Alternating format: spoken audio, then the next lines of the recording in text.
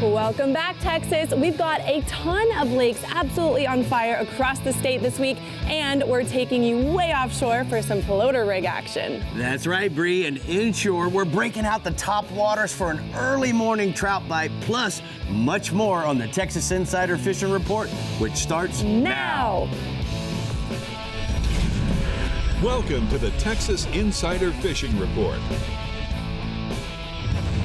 presented by Yamaha.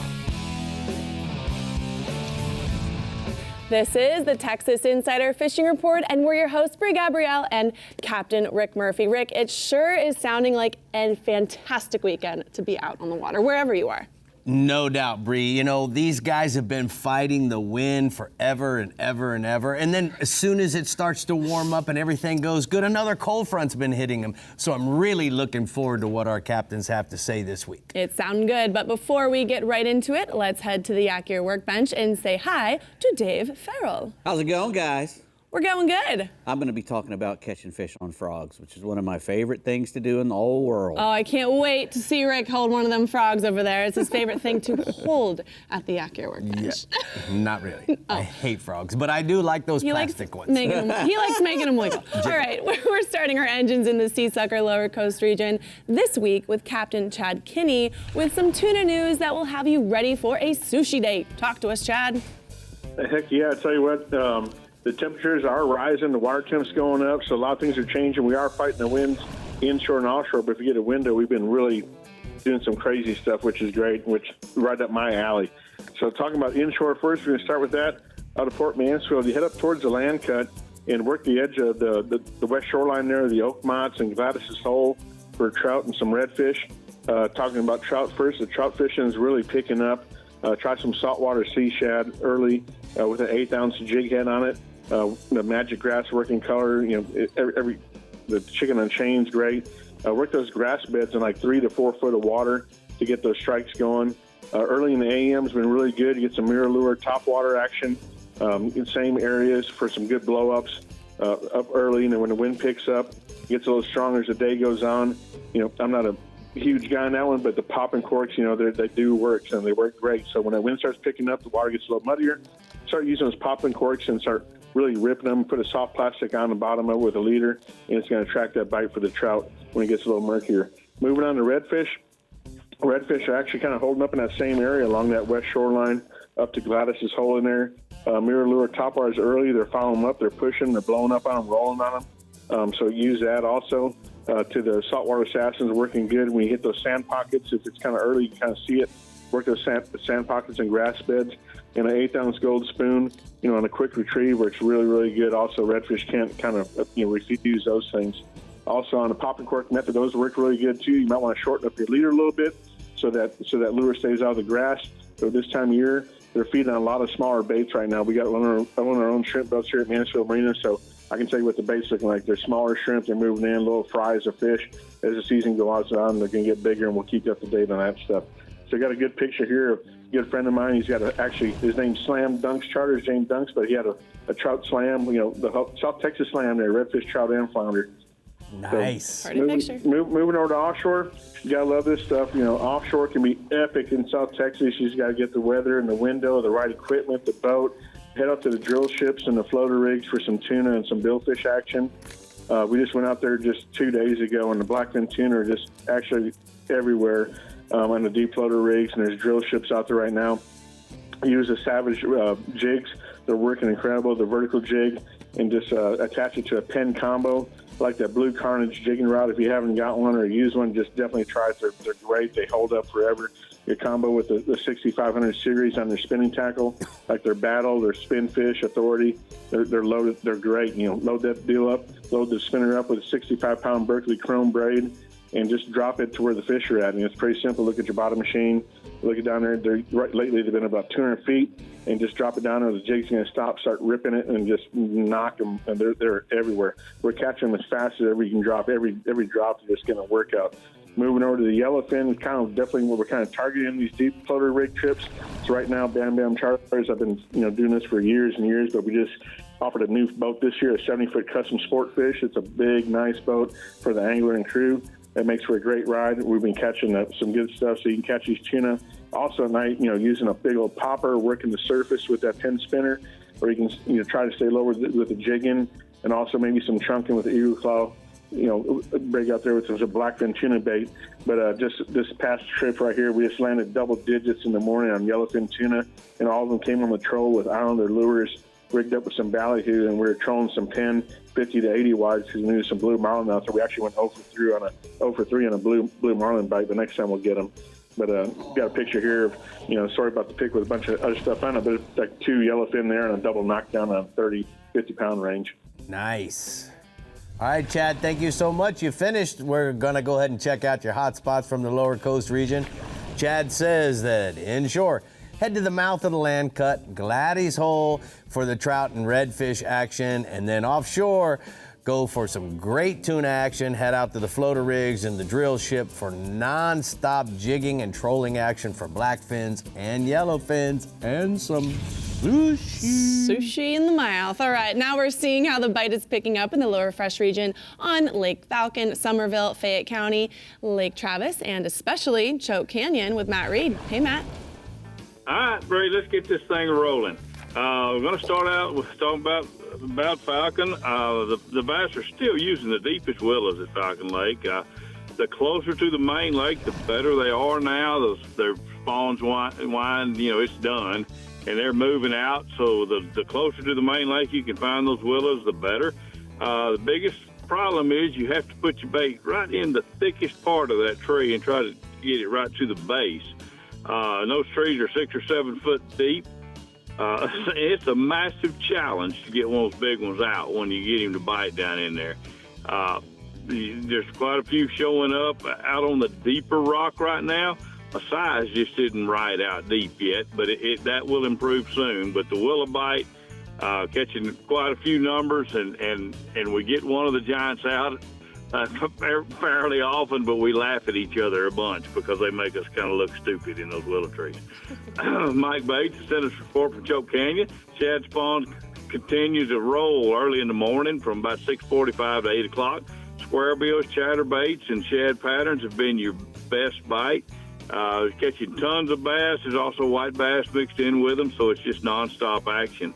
After that, you want to get a Texas rigged Cinco out in that 8 to 12 foot of water. Really need to be near deep water access. His numbers have been really high with up to 70 fish a day, and they're catching a 7 or 8 pounder most days. Greg Boyd sent a report from Somerville. Water temperature is about 72 degrees, but the largemouth bass fish have been a little slow there. Catching that occasional fish in that 3 to 5 foot of water on the outside of the buckbrush. Shaky heads or square bill crankbaits are your best option. Fayette County, water temperature is in the mid-70s. It'll be rising pretty quick with the power plant. The bass are very good, shallow, catching fish up to 8.5 pounds on lipless crankbaits and some crankbaits, normal 6 foot depth crankbaits. That Fritz side would be a great bait to do that on the outside of the vegetation. There's also an early morning topwater bite. So get out there early, get after it shallow.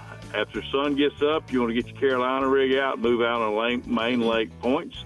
Those fish are beginning to stack up out there in that early summer pattern. Brian Cotter sent me a Lake Travis report. Bass are pretty much totally post-spawn there. The topwater bites beginning to kick off on the bluffs. Early in the morning, that's some exciting action. Get a walking bait or a popper, get on those steep bluffs, and you'll get some amazing blow-ups. Later in the day, you want to move out to that 15 to 20 foot, drop-offs on the rock ledges. Throw a shaky head or a jig, and that's the best way to catch you a giant.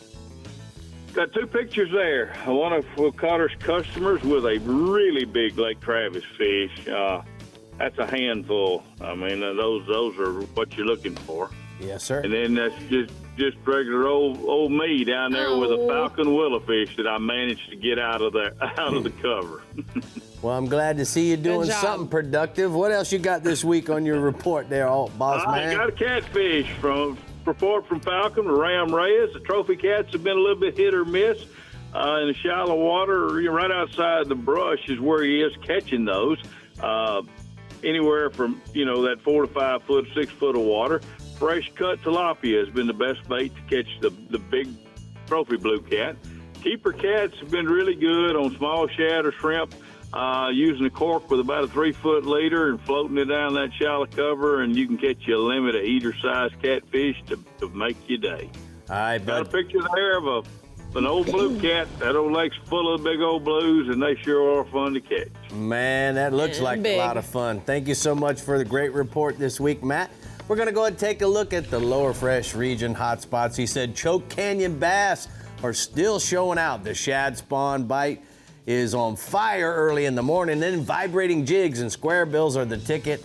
Hit the lake early and take advantage of the awesome bite that's going on, Bree. It sure is good to see Matt's face up there with the big old bass. Good for Yeah, him. man. All right, we've got our Upper Fresh guide standing by with the latest and greatest. But first, Dave is giving us some of his greatest, as usual, for rigs and techniques at the Yak Gear Workbench. Ribbit. It's frog time. It's frog time. Getting froggy. Can't wait. How about you, Rick? I'm ready to hop on over there. No. The Texas Insider Fishing Report is brought to you by Yamaha. Reliability starts here. Ameritrail. Load, launch, relax. Fenwick. Feel everything. Bahio. Blue light blocking, radically clear polarized fishing sunglasses. Sportsman's Adventures with Captain Rick Murphy. 30 years of fishing for adventure. Berkeley. Your fish, our science. And Skeeter Performance Fishing Boats. Eat, sleep, fish. Well, we're here at the Yak Gear Workbench, and it's time for the rigs and techniques. And Dave, we're frogging. We're hopping into it. Yeah, we got to go fast because I got a lot of stuff to talk about. Okay. We're going to start with the rod and reel combo that you kind of want to have. You want a really stiff, medium, heavy, heavy, stout rod because you're going to be throwing that frog into cover. And this is a really stout rod. This is the Fenwick Elite Bass Fishing Rod, that 3/8 to a 1 ounce, 7-footer. So you should be able to pull them out of anything with that rod. A lot of guys like to use 60-pound braid. I'm not that. You ain't feeling it? I don't like that heavy stuff. It's not real sporting. I know that it's supposed to be a little bit of sport fishing involved. And if you can't get him out of there with 30-pound braid, I don't know if he's meant to be caught. 30-pound Pro-Spec chrome braid is gonna get him out, and I use a 30-pound or 20-pound monofilament leader attached with an F&G knot. And an F&G knot's not gonna break. You can pull the eye out of a plug before you'll break that F&G knot if you tie it correctly. Correct. Now we want to use big, heavy wire hooks, right? Again, because we're pulling big fish out of cover. The Trocar Magworm and the TK125 or the TK125 are good hooks. The laser sharp heavy wire EWGs, the LPA 098G 3.0 or 4.0 or the 5.0, they all work. And the Trocar swim bait. If you're wanting to swim that frog, if you've want to throw it a long way, you can use that TK177 and right. It's a great big hook that's going to find its mark, and that's what we really want. Got it. You want a reel that's got a good fast gear ratio on it, like that Abu Garcia. Yes. Abu Garcia. I don't know why I couldn't say it. Revo. It's a Revo, and it's got a 7 to 1, 8 to 1 gear ratio. Because a lot of times, instead of just popping the frog, you're going to be wanting to swim it really fast, and some of these frogs are meant for that. So it's gurgling. Correct. The little legs. Blah, Yeah, blah, blah, blah. some of those frogs down there are made to Sound be like a little kid moving in a and mud swimming. puddle. Correct. And we're in the best time to fish for them is going to be probably in the morning and night. But if you're in a place where there's a lot of heavy grass on the top, you can get a frog bite at any time of day. And especially if it's cloudy. If you have a cloudy day, it's a good time to throw a frog. If it's not bright sun, although I've gotten frog bites at 12 noon, with a bright sun. So you just never know. There's several different kinds of frogs. You've got 2 different ones there. That's a hollow body floating frog. Right. That one's meant to be worked through the lily pads, heavy surface cover type stuff because it floats up high. The one in your other hand is a logger toad. It's a solid body frog. That's one of those frogs that you want to keep moving. It's mounted on a swim bait, a Bass Assassin swim hook as well. And the other thing you can do if you want to get more action out of the legs, I break the tail off. You can take the tail off. Because it gurgles even a little bit more. Right. And you can fish that one not only on the surface, but, you think frog fishing is only top water. You can fish that frog deep, too. A lot of the solid body frogs, you can fish a little bit deeper. That Savage Gear Tough Toad is a solid body frog. And the good thing about a solid body frog is it won't fill up with water on you. And you have to keep squeezing the water out of it every 4 or 5 casts or every other cast. Because once they get chewed up a little bit, they start to get where they'll, start taking on water. And, right. And then there's a frog there. It's a pretty unique one, the one with the little paddles on it. Oh, yeah. That's a frog that to be used kind of like a spinner bait, along the edge of a hydrilla mat, just like a buzz bait almost. Yeah. You just cruise that Gurgling thing. legs. Yep. And a good thing about most of these frogs is, with the upward pointing hooks, they're relatively weedless, unless you're throwing it into some really, really, dense hydrilla. That's kind of cool the way they do that trailer hook. Yeah, that is a pretty neat little frog. But I collect frogs more than I throw them. Probably I throw a lot of frogs, but I collect every one that I see. A popping frog is a good frog to use if you're in open water. Sometimes you can get frog bites in open water. If fish are busting on shad, you can throw a popping frog into a big pile of bass busting on shad and catch them because it pops. Yeah. Pop, pop, pop, just like any other hard bait. So a popping frog, especially on windy days, a popping frog makes enough commotion on the surface to get a bite as well. You did good. It went fast. You went fast. Did you get through it all, Dave? I believe so. That was a lot of information, a lot of good stuff. Slow down. Slow down. That's another thing. It's a perfect transition. The Upper Fresh region has a full spawn mode going on. Shush, Dave. So we're not going to waste any more time and get the details from Mike McFarland. Go for it, Mike. Hey guys, Dave, we love the frog up here, especially on Fork, but it's rain hugger time with Joe Shipley. Let's tell you, the lake has actually slowed down just a little bit. Dirty water, that's the main reason. Fishing's gotten tough. But if you focus on shallow water with big willow leaf spinnerbaits in chartreuse and white, and that key is the big willow leaf blades, you can also still catch some fish on the Texas Rig creature baits, flipping the green weeds and the cattails. It's best to try and find the cleanest water you can. Moving to Lake Levon with Kerry Thorne, bass fishing's good there. The best depths are 3 to 15 feet with a shallow diving crankbaits. 3 to 6 foot diving crankbaits are probably your best bet.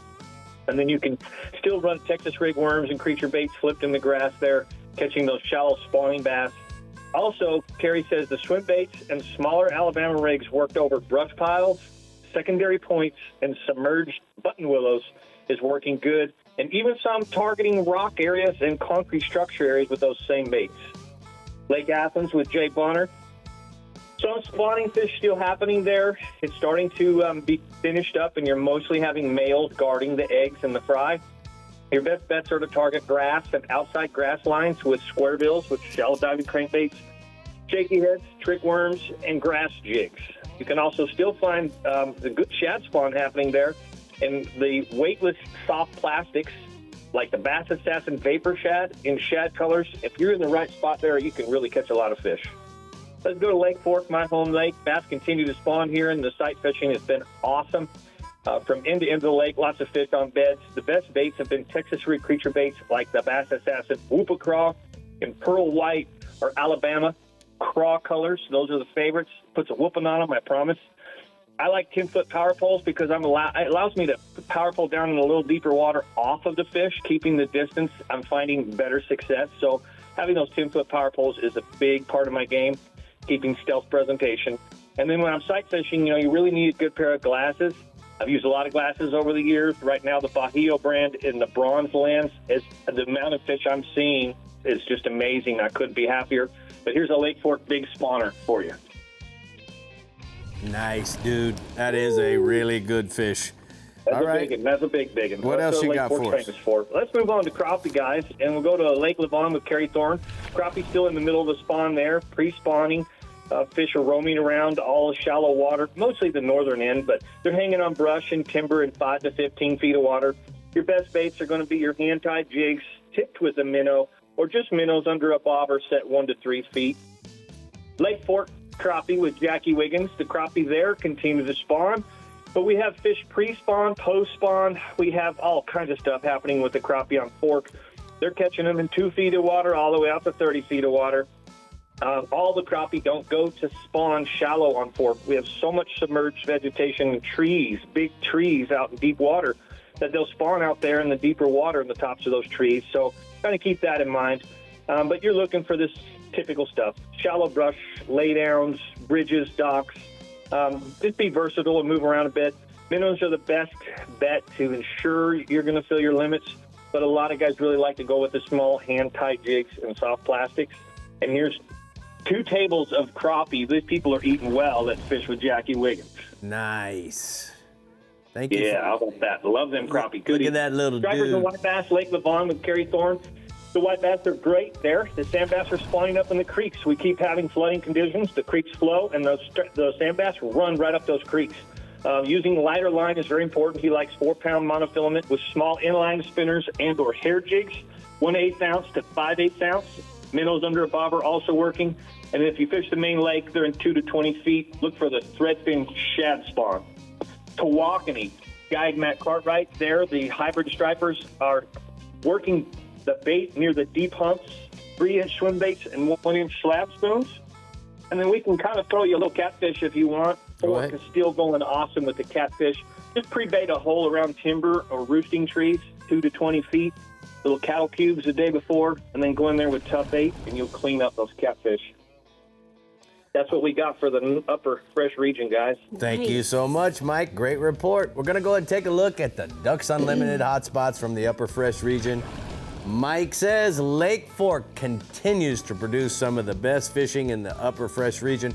Both big bass and crappie are in their full spawn stages and are being caught in shallows across the entire lake.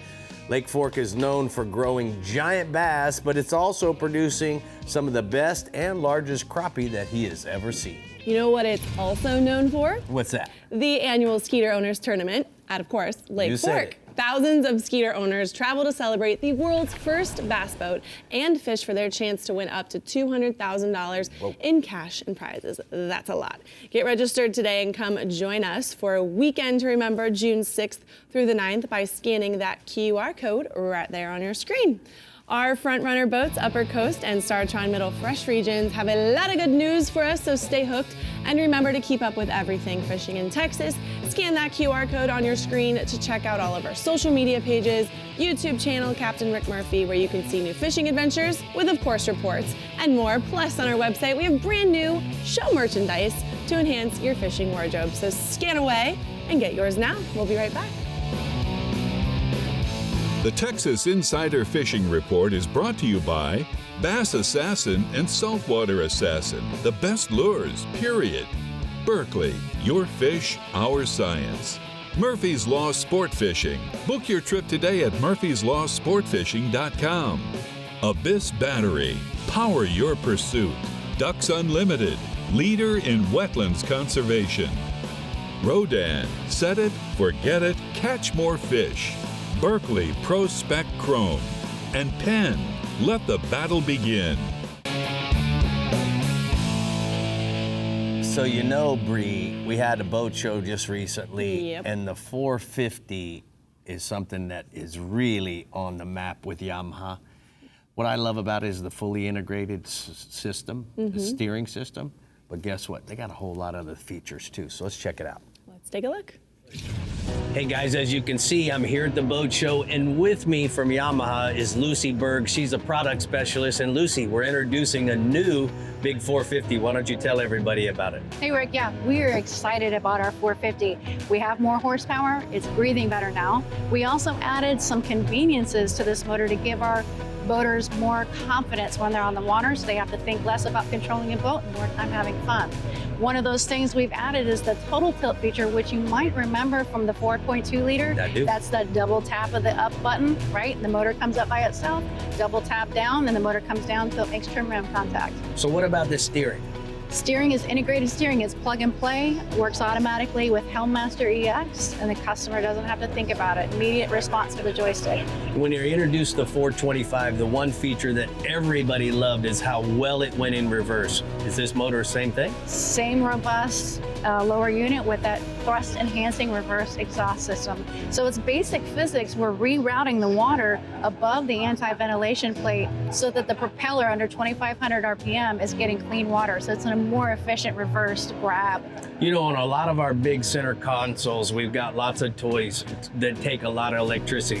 What about the charging system on this motor? Right, so this has that award-winning phase angle control charging system that gives us 96 net amps at idle. So that is stackable as well. So every motor will add 96 net, amps, and that's net at idle. So that's all that power is available for the fishing and entertainment equipment at idle. Nice. So one other thing, it looks like, what is this on the back of the cowling here? Good eye. This is a safety feature. This is our prop light that indicates that the prop is spinning during our set point features. And this is now an option on the rear panel of our XTO. This gives our customers the option between that or drilling holes in the transom for that same safety feature. So guys, if you have any questions about any Yamaha outboards, you can simply go to your local dealer, or what website do you want them to go to, Lucy? You can go to YamahaOutboards.com. There you go, guys. So you know what, Bree, it's kind of cool that you have all those cool features, and you know it's trickling down throughout all their models now. Right, those are some good features, and you asked some good questions. Thank you. I learned a lot. All right, spring has sprung in the Front Runner Boats Upper Coast region, and Captain Carl Weston is getting you in on the action. Go for it, Carl. Hey guys, yeah, let's jump right into that spring with some great weather we're having.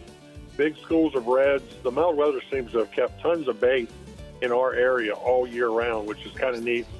And the water temps are rising the last few days, sunny days, south winds. Some of the anglers over on the Texas City Dike are reporting catching slot-sized red in the evening along the rocks. They're using a shrimp or finger mold on a popping cork in about 5 to 6 feet of water there. Boaters have been fishing the oyster reefs in the middle of the bay complex. They're casting plastics on topwater or soft plastics on a quarter-ounce jig head, like the Fight Club shrimp in the light colors. We have a picture today of Matt with a beautiful redfish. And we'll go right into trout. The bite's picking up there as well. The water's cleaning up. It's pushed in from the Gulf guys. The break and the heavy rains and the sunny conditions are making some awesome fishing right now. Live bait has been outperforming the artificial this week, but you know, trout, they like live bait. Big trout are being caught on big swim baits, medium-sized croaker on a Texas rig. The 6-inch Berkeley coal shad in albino is a hot bait this week as well around the grass flat. Pull your boat, out for some spring cleaning. Just remember, you're getting ready to hit the water.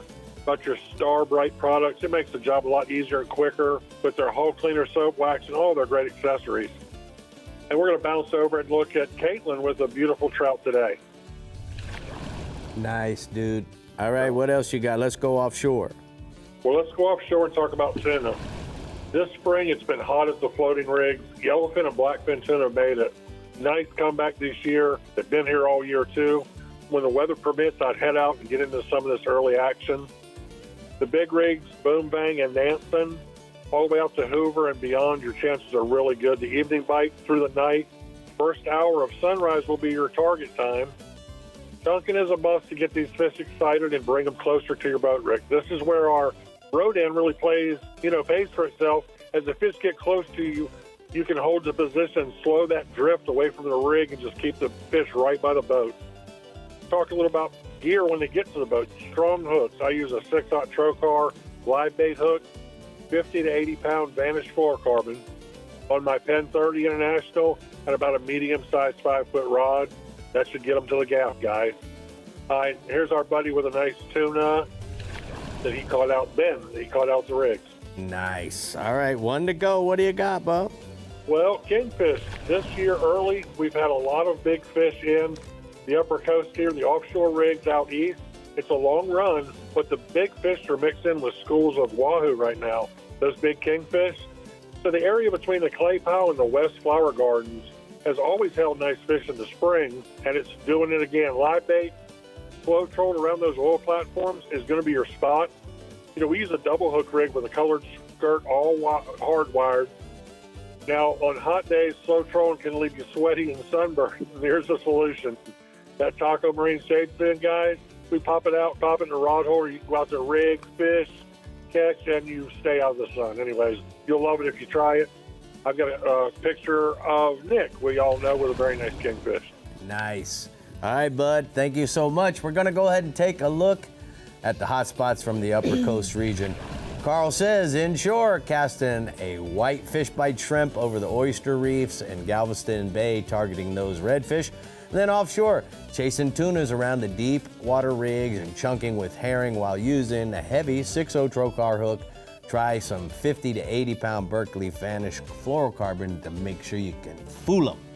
All right, Rick. Well, there is a lot to talk about in the Star Tri-Middle Fresh region. So, Matt, before we get to your report, we want to say congratulations on the arrival of your baby girl this past week. Oh my goodness, she's so beautiful. Oh my goodness. Rick's gonna cry. Oh, I didn't have no baby girl, yeah, dude. She is our little bundle of joy. Absolutely, she is quite the blessing. We're super excited to welcome that baby girl, and we're just enjoying every moment of it right now. Oh, that's good. Well, she must be sleeping well. You sound energized, so let's get to your report. She's doing great. Yeah, let's talk about some fishing. So, going to start out with Toledo Bend largemouth bass. Toledo Bend's been on the rise in a major way, right? It's got a ton of water. It's come up about 3 feet in a week. Made it all the way up to a foot over pool level, so it's over full. The dam operators are generating 24 hours a day, and they also have floodgates open. So there's a lot of current moving through the lake right now. Bass are setting up out on the points in about 5 to 15 feet of water. Maybe just a little deeper than that on a few places, but that's the consistency. Fish are primarily post-spawn now, so those skinny girls that have laid their eggs are out taking advantage of that current to feed up on shad and anything else that's concentrated by that flowing water. There are a lot of areas that have gotten washed out, so it's got the fish concentrated even more. So you want to stay away from that really muddy water. You should pick an area where the water it's okay for it to be stained. Just watch out for that cloudy, silty look about it. You don't want to be fishing in that. So just keep in mind the stain's okay. Just stay out of the muddy flow. And the most consistent baits have been a Carolina rig or a crankbait. Both are great. They're kind of tit for tat. Sometimes you can get them fired up with that crankbait and it's a lot of fun. Other times it's just a dragon bite. And showing off a couple of those big Toledo Bend bass, we've got a photo here of Paul and Braden with a couple of real nice ones. You can see those fish are long and skinny from they're done spawning now. We hosted a spring bass camp this week, and those two had an awesome day with my fellow guide, Captain Brandon O'Neill. Really happy for those guys. Nice job. I'm going to move over to Sam Rayburn. It's risen up some as well, but not quite as much. It's come up a little over a foot this week. The bite there is basically the same as it has been. Carolina rigs and crankbaits again, out on the points, the hard spots, creek channel swings, about 5 to 15 foot of water. There's more current moving through the lake there now as well because they are generating pretty heavy. You know, they've been working on the dam there still, so they're really trying hard to keep that water level down. The current will cause those fish to bunch up. So just don't get discouraged if the first few places you try don't produce, or maybe the places you have been fishing don't produce. Just keep moving until you find them because it might be the mother lode when you do. Now, Richland Chambers, just like the other two, it's up from the big influx of rain. It's over pool stage, but they're a little behind up there. They spawn a little later on Richland Chambers, so those fish are still hanging up in the shallows. They're biting the bass assassin fat jobs, rigged weightless. Either Texas style or wacky style has been working good, Mr. Thurman says up there. And they've also been eating topwater plugs a little bit in either bone color or clear. Now, real quick, going to jump into the crappie. Excuse me. Toledo Bend crappie are joining the bass and the other species out on the points, about 12 to 20 feet of water. And as always, they're biting jigs or minnows. One day is better than the other on one of the other baits. Just kind of experiment with that. And I got a photo of those as well. Some nice slabs here held by Miss Gracie. She caught those with my fellow guide, Mr. Cole Pickett. And then over on Sam Rayburn, crappie biting well, kind of the same deal. Sounding like a broken record here, 12 to 20 feet. Out on the timber and the brush, minnows and jigs. Up at Richland Chambers, just like the bass, the crappie are holding a little shallower, up in like 2 to 4 feet up there, still spawning. Now, white bass and hybrids real quick to finish out. Up on Chambers, Mr. Thurman Selman tells me that they're really biting good around the 287 road bed, out in 20 feet of water for the white bass, and then the hybrids are on the points a little bit deeper, out 20 to 25 feet. They prefer the shad, and the white bass like the spoons. And then on Rayburn, same as I've been saying, points 12 to 20 feet, spoons and crankbaits. All right, Bub, give Mama a hug and a kiss for us here. Make sure you get that baby and keep her warm. You know, all the good things that go with being a new dad. Get her on the boat. I'll definitely get all that love.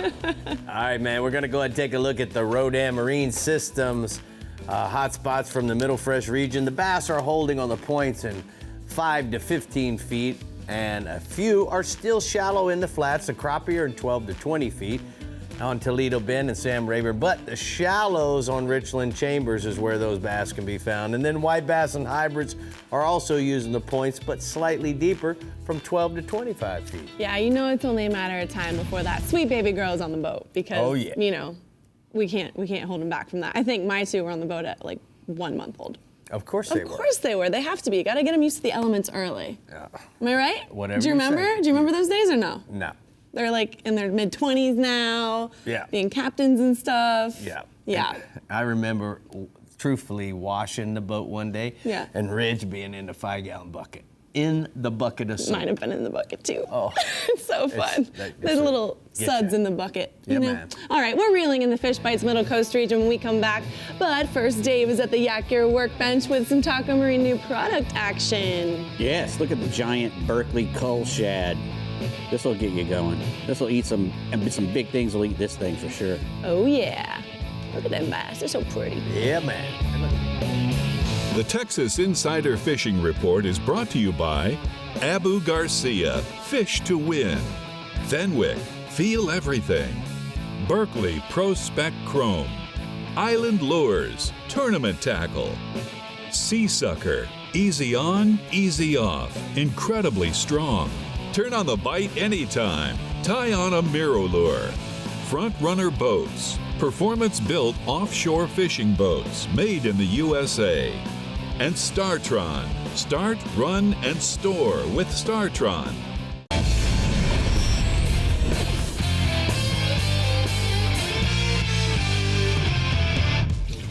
Today's Power Pole tip of the week is about the Power Pole Charge.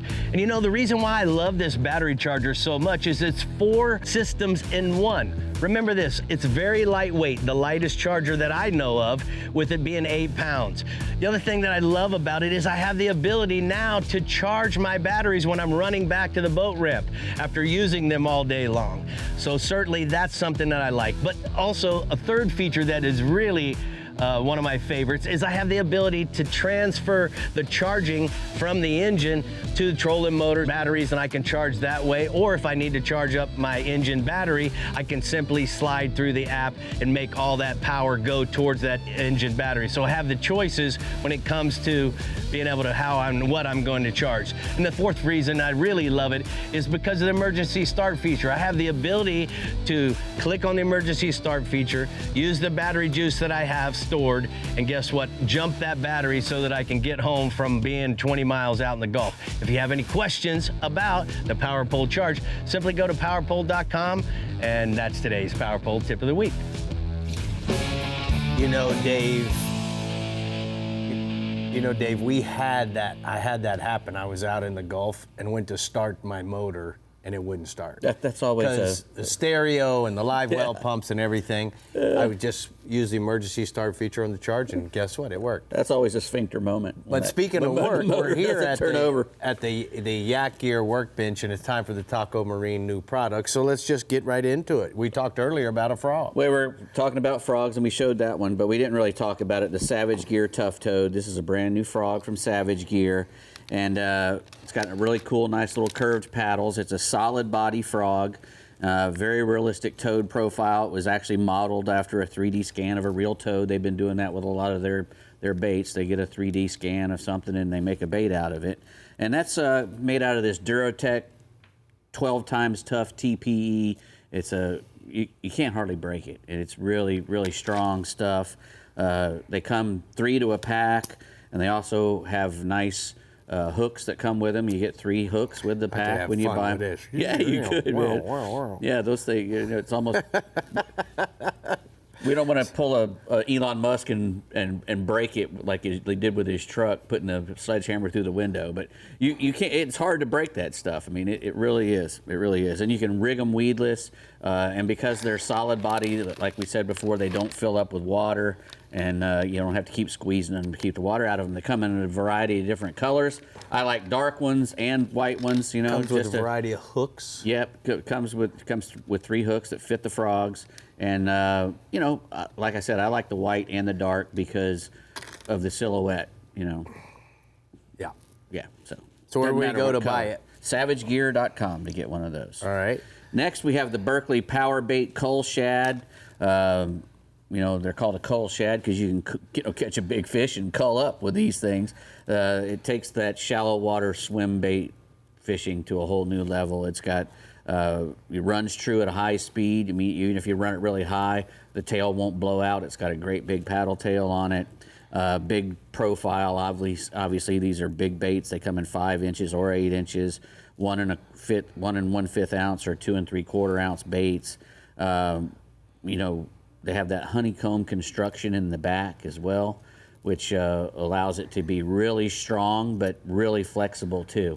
And that's what that honeycomb allows, you know. And it has several different smart weight options in the front. You can put a nail weight up inside the body to make it float how you want to make it float. And it comes with that giant sticky sharp 12 treble hook, fusion treble. So once something eats it, you're gonna get him. A ling or a cobia would eat that? I think a big bass will eat it. I think just about anything will eat those gull shads. I mean, cull shads. So those are pretty cool. Next, we're gonna go to BerkeleyFishing.com. Yeah. Next, we can go to the Trocar Bait Circle hook. There, it's a brand new hook. You probably won't find any info about it online yet. It was developed by Rick Murphy. How about that? With the Eagle Claw guys. And this is a hook that's designed to keep your live baits from spinning around and getting foul hooked in their cheek or in their body, you know, when you make your cast. And it's got a really cool little resin stopper on there with a nylon piece of nylon loop on there that actually will keep the bait from sliding all the way around and getting hooked on itself. Exactly. I really could have used one of those. Wonder if this on a giant mahi that I lost. So if Just you go recently. in the back, see how it gets stopped. Right. And now it won't twist around to where this hooks back into the fish. Right. Because if this fish was able to slide up this shank, as you know, Right. what'll happen is then this can spin back into the body of the fish, and then he's fouled and he won't swim right. He's reeling in. You won't be able to hook nothing with him either because Right. your hook point is back in the middle of the bait. That's correct. Which is the most important thing to me. I've lost several fish because of that. So I think that's going to be a really great deal for live bait fishing, and I'm so glad to participate with Eagle Claw. Do you know what sizes they're making? Yeah, so we're going to make this from little ones all the way down. I think right now what we're going to have to introduce is 5.0 to 9.0. But then I think we're going to take it next year all the way down for those guys that like to fish pilchards And or little even small shrimp. shiners. Shrimp too should work. All right, last but not least, we've got these Bass Assassin baby shads, and we've had the new colors on here, but you just wanted to make a point about them, you know. Well, a lot of guys, a lot of manufacturers of soft plastics now, they're running around saying they invented a 3-inch shad for all this forward-facing sonar fishing. Right, that finesse stuff. Well, if they were the first ones ones to ever invent this, which has just recently come to market because of forward-facing sonar, then why do I have this shad in 1994? It's right here in the catalog. This is a copy of the catalog, the 3-inch shad. So, guys, while y'all were trying to figure out how to get out of elementary school, I want you to know that Robin at Bass Assassin had already created a 3-inch. They already made that little 3-inch shad in 1994, and here's a copy of it. There you go. All right. I love it.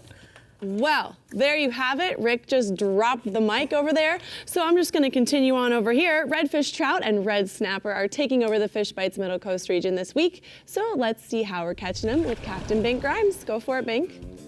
East Matagorda Bay continues to show off, drifting over deep shell. Bass Assassins, I've used them for 30 years. Mirror lures, topwater bite has been good as well. Waders in East Bay welcome the high tide. Push those big trout up on the shorelines. Small topwaters were crushed by many 5-pounders. And once again, we're tossing those Bass Assassins fishing right off the tips of those reefs. Then in Port O'Connor, it continues to shine with these trout. Back lakes are coming alive with our higher tides. We're finally getting some better tides. All spring, it just seems to be low all spring long. Early morning topwater bite's been great. And later, captains have found those fish in the channels on Bass Assassins and Little Johns. And then in Palacios, the upper reaches of the bay, like Trust Palacios Bay and Tronquil Bay, have been good along the shorelines, holding shell. Wading tight to those reefs and picking up solid trout early in the morning has been the ticket on topwaters. Freeport anglers have found trout on the reefs with the high tides. Jetty anglers have found scattered trout on live mullet. Rockport anglers have been tossing corkies and soft dines along the sand and grass humps and scoring big. Those big tides are pouring in through that Lydia Ann Channel and bringing fresh recruits of fish from the Gulf. Our tides have been better in the afternoon. There's a lot of sardines and glass minnows showing up, which is always the case in April. And as a reminder, Lone Star trout anglers, Texas went to the coast-wide 15 to 20-inch slot for speckled trout. Bag limits 3 fish a day.